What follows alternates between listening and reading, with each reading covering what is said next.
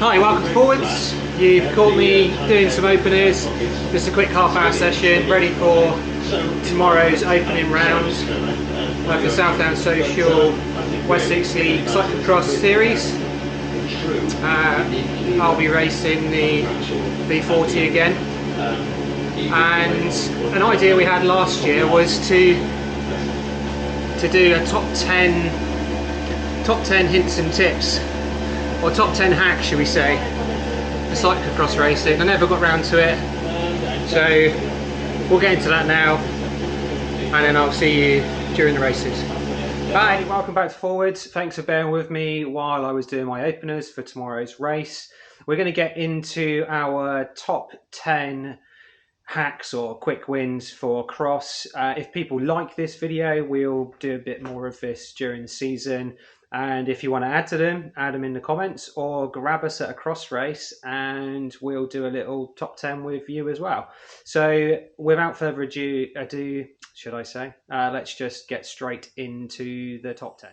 So first up on our top 10 hacks for cyclocross is waxing your chain. So we've been doing this since mid last year, and it makes a massive difference. It stops all of the sand sticking to the chain, and it makes maintaining the bike between cross races very easy. It's dead easy to wash the bike off, give the chain a wipe, and then retreat it. I'll just show you this. This is on my A bike, and my B bike is all waxed as well. So this one's ready to go. And over at the waxing chain bay, we got more chains being done here, as well as plenty of chains hanging up. So first up, wax chains. Next up for us, this is an absolute no-brainer for one-by bikes, is a chain guard. The amount of times that I have ridden past riders during a cross race because their front chain has dropped off is getting ridiculous. These are not cheap. This is the Wolf Tooth Narwolf. It's probably one of the most expensive you can buy. It is the best that you can buy in our opinion, which is why I fit them. And that is a top tip. So if you have chain dropping, just stop, and between the two races, stick a chain guard on. The amount of money you invest in your cross racing and your training, it just makes total sense. So chain guard. Next up is to put a shield on the underside of your top tube. We've got a large piece from about the third way back on the top tube all the way to the back of the top tube, and then that means when I shoulder my bike, I don't scuff and damage all of the underside of the tube. Ultimately, if you have to shoulder your bike, it's probably going to be mucky and dirty and generally pretty grim, so your jersey's going to be covered in dirt and grime, and you're going to scuff all underneath here. So next tip, stick some shield on the underside of your top tube. The next tip from us is a bit of a shared tip. Thanks to Phil Wilkes and Tom Budden for this.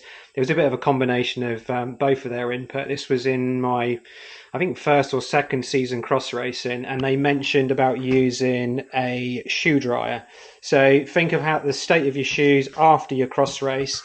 Generally, they're absolutely covered top and bottom. So all we do, take the inner soles out of the shoe, jet wash the shoe so it's absolutely soaking wet, and then all you have to do is turn your shoe dryer on, and then we just pop the two shoes on there, and then it dries your shoes for you.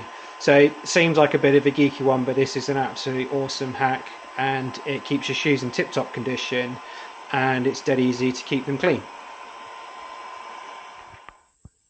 An extra bonus note for our shoe dryer is the shoe dryer we're using is the Shoe Fresh. We're not sponsored by them, but that's the one we got from Amazon. It's the Shoe Fresh 300 watts, and in the settings we use is a 10-minute pre-warm, and then we put it on for a full hour afterwards. Quite often we do need to pop the shoes in there twice, so it'll give us a 2-hour dry, and then are absolutely bone dry and ready to use. Okay, the next hack from us is a really straightforward one. If you're using tubeless tyres, is to use a tyre liner.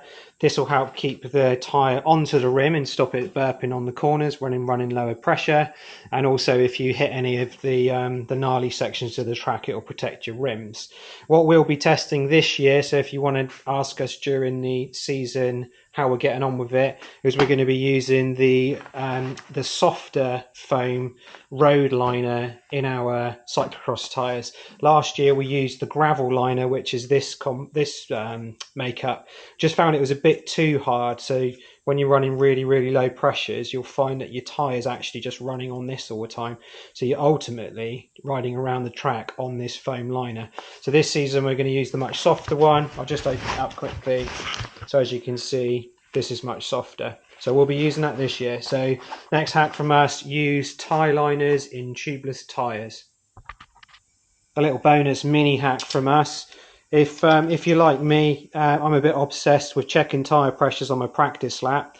So last year I had a situation. I was on my practice lap with my pump in my back pocket, and I got halfway around the lap, changed my tyre pressures, but then when I undone my valve, I undone the core of my valve as well, and I'm halfway around a practice lap with my valve hanging out. So now what I do is I have these little tiny valve caps with a valve tool built into it, and I just have that on the tyre all the time. Keeps the mud and muck away from my valves, and also means I've got a little tool with me whenever I'm doing my practice laps to tighten up those valves if I misalign them or undo them. I don't think misaligning is a thing, but anyway, that's a little bonus one. Next tip from us is muck off silicone spray. So what we do with this is we spray it on the underside of the tubes. So overall we use it just to polish the bike, but it's a good hack to spray it on the underside of your down tube and on the sidewalls of the tyre, and also on the rims, and it just helps when in those really muddy, mucky conditions to stop mud sticking. It only helps you for a small period of time, but any little helps. So next tip, as I said, silicone muck off spray, super cool stuff, and it's an easy hack, that one. Okay, next tip, this is for later on in the season. First up, your mobile spray washer. If you're going to get one of these, just get the Worx one. And this is the Hydra Shot one. It's the brushless one, so that should last me a lifetime, hopefully. We did go with a cheaper version of this. I won't say the manufacturer because it's not very professional. So we got a different version, and it lasted about 2 races and then packed in. So stick with what everyone else uses, which is the Worx one, and then we've stuck the smaller short nose on the end of it, which is good. Another awesome tip for this, later on in the season, this will come in handy. When you go into your freezing cold cross races, carry your gun in the front of the van, and then I would probably have it on the floor of the van near the heaters. And what that does is it keeps it warm, and it gets rid of any, it just basically stops it freezing up. That's the simple answer. We had a situation when we did Southampton last year, left it in the back of the van, all nice and tidy in my boxes here, and then it froze up. So when I came to need it for the race, it was completely solid and I couldn't use it. So double tip, first of all, get a Worx. Second of all, keep it in the front of your van, underneath your heaters when you're traveling, to keep it warm, and it will stop it freezing up. And make sure you do the same with your pipe work, and keep an eye on the drum. So you probably need to keep your drum inside the house the day before, which I also didn't do when it was a big block of ice. So you've been warned. Just quickly, as we're talking about the drum, this is the Aqua Roll 40 litre. When we were newbies to this whole cyclocross scene, we just used large 20 litre containers with a handle. That really isn't the best thing to be using when you have to carry it to the other end of the field where your pits are. So Aqua Rolls are the way forward. So next hack, this is back to the bike. Doesn't really affect my race bikes because they're both running on Di2. But the next hack, which we do to all cross bikes that come in, is to run a gear outer all the way from the mechanism, all the way through the frame, straight up through here, all the way to the lever. So just run a direct gear outer all the way from the lever to the rear mech, and then that keeps all the gear cable nice and sealed inside, rather than having bare cable inside getting all mucky and failing on you. So that's the next one. And another hack, which will only affect some riders, if you are running a BB86 bottom bracket, this will be for, oh, that's quite loud, sorry about that. This will be for many of the Canyon cyclocross bikes out there, is to run an adapter in the bottom bracket. So if you are running the BB86 bottom bracket, take out the BB86 and stick an adapter in. So our prototype cross bikes are running adapters. I will show you what they are. So an adapter would be something like the BBB bottom bracket adapter. They use the same bearings, which I'll show you in just a second, as the Praxis Worx bottom brackets that we fit as a standard one in the factory here. These would go into a 68 shell as normal. But if you are running BB86, stick a screw-in adapter. So these screw in both sides of the frame, and then what it means is it seals the bottom bracket off nicely. And then when it comes to changing bearings, which you may have to do quite a lot during cross racing, you just got to pop out the bearings and stick new ones in.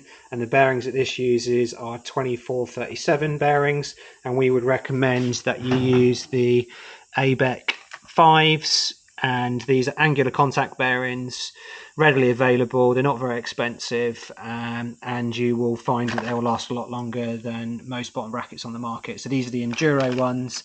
ABEC 5 angular contact bearings. It's a dead easy swap once you've got those adapters in there. Another quick thing I thought of as I was packing the van was when you are checking your tyre pressures on the track and you're running tubeless, and especially if you're running Tyre Liners on your tubeless setup, put your, well, I used to have my valve in the top position here, and obviously I'd undo it and then loosen the valve off and then check my tyre pressure. The problem there is that all the sealant's at the top and stuck on the valve, so as you press it into your pump it all blasts sealant out, and then after one or two checks, or at least a race or so, then it will start clogging the valve up and it's a real pain to get the pressure out. Down the bottom is also a problem, so don't put it down there. Just put it over to the side, so sort of anywhere 9-10 o'clock position over this side, and then leave it for a few seconds. Let the sealant run down through the tyre, and then you'll be able to do it there. I'd actually probably say a little bit down like so would be better. So what's that, 8 o'clock position?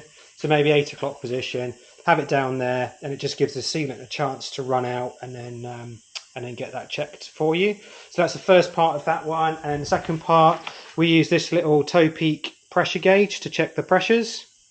So we can use that one just to get them really fine detail on the pressure, and this nice reset. Thanks again to Tom Budden for mentioning this one to me, because this is the one I now use. It's a good bit of kit.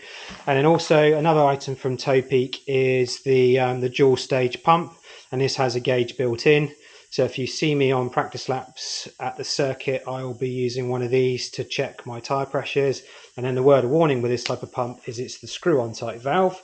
And then that was the one that caused me the issue with undoing the core, which is of course why I use my core tool valve cap, which is the muck off one. So there we go, just a little bonus one, and I'll see you at the races. There you go, another quick tip for you. This one was from Tom Budden as well, in our first season I think it was. Ikea Bags. So these bags, which you can get from Ikea, finish your race, it's all minging and you're covered in mud and dirt and rubbish and stuff. You can just stand either inside your van or outside your van, stand inside the bag and then get undressed, and then drop all your dirty clothes straight into the bag, fold the bag up, stick it in your van, everything all stays nice. And then when you get back to your home, you can then just take it all out and jet wash it all out before you stick it in the washing machine. We're a bit more tarty, and we got the muck off version of the same thing. So this is just a foot plate that you stand on, just a soft bag with a foam bottom, so it does the same thing. So you can just stand in there, undress, all your kit goes straight onto that, and then you can take it home. Obviously you might need a spare pair of clothes to get changed in, because I think the Wessex League organisers might be a bit upset if you're running around with no clothes on. But anyway, there you go, so bag on the floor to get undressed into. So there you go, just a few top tips, just a bit of fun before the first round of the Wessex League. Hopefully you enjoyed it. Hopefully there's a couple of tips out there that you liked. Thanks to anyone that I mentioned in the video for helping us out in the first couple of races. I'm not the fastest, not the best cross racer. I just wanted to share a couple of tips that I found along the way just to help out people. And if anyone wants to have a go at this, then give me a shout, as I said, at the cross races, and then we'll take your top tips. Maybe we can do a whole montage of a number of different riders' top tips for cyclocross racing to help out new people. But there we go. I will see you at the first round and during the year. I'm the guy on the bright pink bike, generally at 180 beats per minute, chasing around everyone else who's much faster than me. So there we go. Thanks for watching another video from Forwards, and I'll see you at the races. Bye.